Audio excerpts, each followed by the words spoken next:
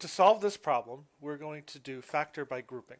Not always the easiest way to do it, but it will actually work for every problem instead of just the specific problem. So the first thing we're going to do is we're going to look at the first number, which in this case for these problems is all going to be 1 multiplied by 16. So we're going to take 16, we're going to break it down into numbers that multiply to 16. So I got 1 and 16, 2 and 8, and 4 and 4.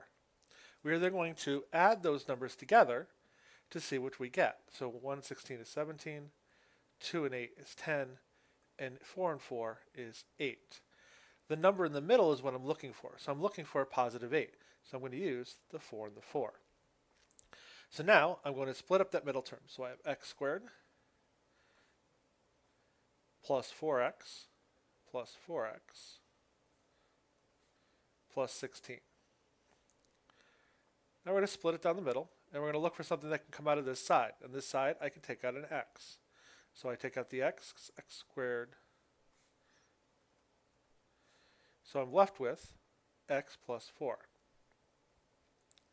On this side, I could take out a positive 4. So I take out a positive 4, and I'm left with x plus 4.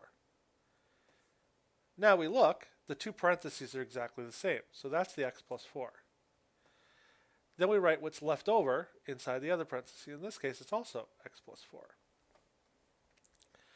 The final step for this problem is we need to set it equal to 0 to figure out what the answer is going to be. Since both parentheses are the same, I only need to do this once. So x plus 4 equals 0. I minus 4 from both sides. So x equals negative 4. So in this case, x equals negative 4. And that's the correct answer.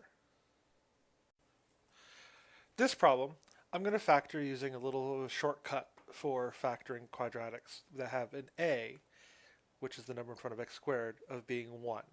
So we're just going to take the last number. So in this case, it's a 9. So I'm going to take the 9, and I'm going to split it up into the numbers that multiply to 9, which in this one it's just 1 and 9, and 3 and 3. We're then going to still add them. So 1 plus 9 is 10. 3 plus 3 is 6. So I want the number that's 6 in the middle. So we're going to take those two 3's. The shortcut is, in this case, whenever you're factoring these problems, its format's always going to be x and the two parentheses first. And the second two parts is basically going to be the numbers that you chose there. So x plus 3 and x plus 3. And we've already got the problem factor. Now, I need to solve this for 0, so I'm going to take parentheses and set them equal to 0. So x plus 3 equals 0, so minus 3 from both sides. So x equals negative 3. Since we did that problem so quick, I want to actually check it just to make sure that it's actually right. So I'm going to take the problem and I'm going to plug back in the problem, negative 3, and I should get 0 out as my answer. So I do negative 3 squared plus 6 times negative 3 plus 9. So negative 3 squared is 9. 6 times negative 3 is negative 18 plus 9. 9 minus 18 is negative 9 plus 9 is 0, and I do. So my answer in this case is negative 3. And we check that, and that is the correct answer. In this problem, we're going to do the full factor by grouping. So again, the number in front is 1. The last number is negative 48. So I'm going to take the negative 48, and I'm looking for numbers that multiply to negative 48. So I'm going to do negative 1 and 48, negative 2 and 24, negative 4 and 12, and negative 6 and 8. So those are the 4 different ways that I can get negative 48. I also could have switched the negative signs, but we'll look at that in a second in case if I need it. So I'm going to add these together. Negative 1 and 48 gives you 47. Negative 2 and 24, 22. Negative 4 and 12 is 8. And negative 6 and 8 is 2. Now the number in the middle here, right there, is a positive 2. So the 6 and the negative 6 and the 8 is the one that I want. So now I'm going to split this problem up. So I have x squared plus 2x minus 48. So I'm going to split it. So I have x squared. And then I'm going to have the minus 6x plus 8x minus 48. Split it down the middle. We're going to look at this side over here first. I have x squared, which is x times x, and 6x, which is 2 times 3 times x. Now, the only thing that matches is the x. So I'm going to pull out an x. What's left over in the first row is x. What's left over in the second row is positive 6. Now I'm going to do the other side the same way. So I have the 8x, which breaks up into 2 times 2 times 2 times x. Then I have the negative 48, which I'm going to take out a negative 1, and then it's 2, 2, 2, 2, and 3. Now, in this case, I have 3 2's here, and they're going to match up. So a 2, a 2, and a 2 matches up. So 2 times 2 times 2 is 8. So I'm going to have a positive 8 out. What's left over in the first row is an x. What's left over in the second row is a negative 6.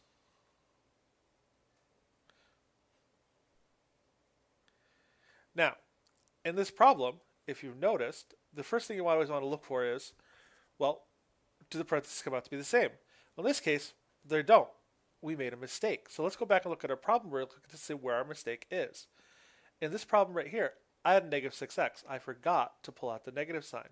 So that's a negative 1. So this problem right there, that should have been, instead of a positive 6, that should have been a negative 6. It's always important to go back and look. You don't want to automatically assume everything you did is correct in this problem, because if you make a mistake and just assume you did it all right and finish the answer, you're going to get the wrong answer. So since I noticed the parentheses were not the same, I went back and I looked. And now in this case, now my parentheses are the same. So I'm going to put those two together. So I have the x minus 6. And what's left over is the x plus 8. Now, I want these equal to 0. So I'm going to set each of these problems equal to 0 to figure out the answer. So I have x minus 6 equals 0. So add 6. So x equals 6. And then x plus 8 equals 0.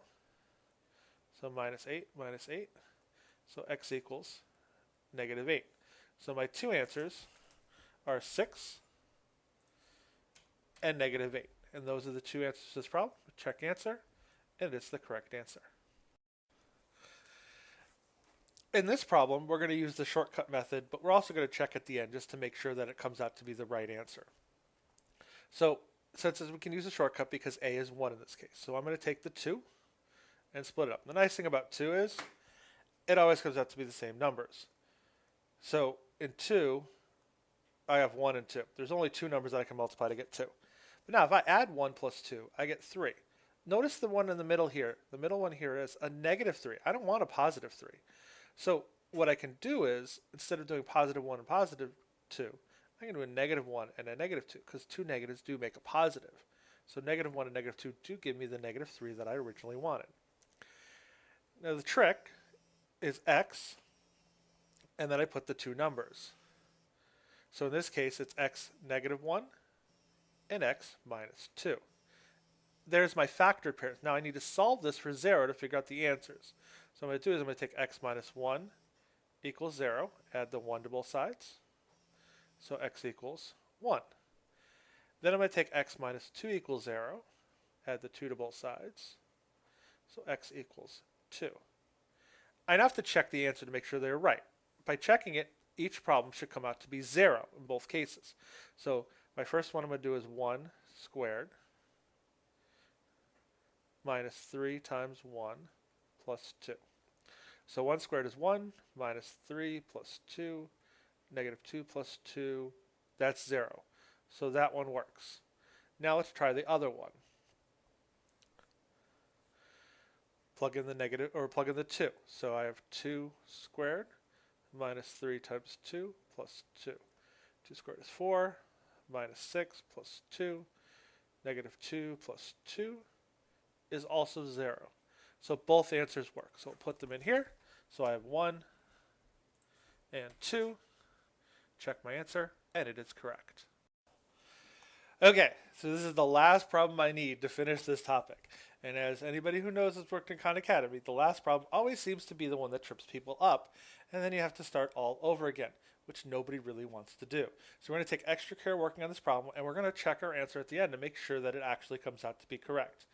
Now, you'll notice that this problem only has one solution, so that's helpful. I only know one thing is going to work. So let's look at this problem. I'm going to use the shortcut. I got the 25 here. So I'm going to take two numbers and multiply them to 25. So I got 1 and 25 and 5 and 5. Those are the only numbers that work. So now let's add them. I got 1 plus 25 is 26. 5 plus 5 is 10. Now I want a negative 10. So I really want a negative 5 and negative 5, which gives me the negative 10. Because remember, negative 5 times negative 5 also does equal 25. Now the shortcut method says it's just x minus 5 and x minus 5. Now in this problem, I only have one answer. So if you notice, these two parentheses actually are exactly the same. So that's a good sign that I'm probably doing this one correctly. So now let's take the x minus 5 and set it equal to 0. So x minus 5 equals 0. Add the 5, add the 5. So x equals 5. Now let's take that answer, plug it back into my original problem, and see if I have it right. I don't want to put the answer there because if I made a mistake, this whole problem is going to be wrong and I'm going to start all over again. So let's plug it back in to verify that I've done the answer correct. So I have 5 squared minus 10 times 5 plus 25 equals 0. So 5 squared is 25. Negative 10 times 5 is negative 50 plus 25. So I have negative 25 plus 25. That does equal 0. So it looks like my answer is correct with 5 being my answer. Check answer, and it's correct. And I'm done. I've got all 5 completed.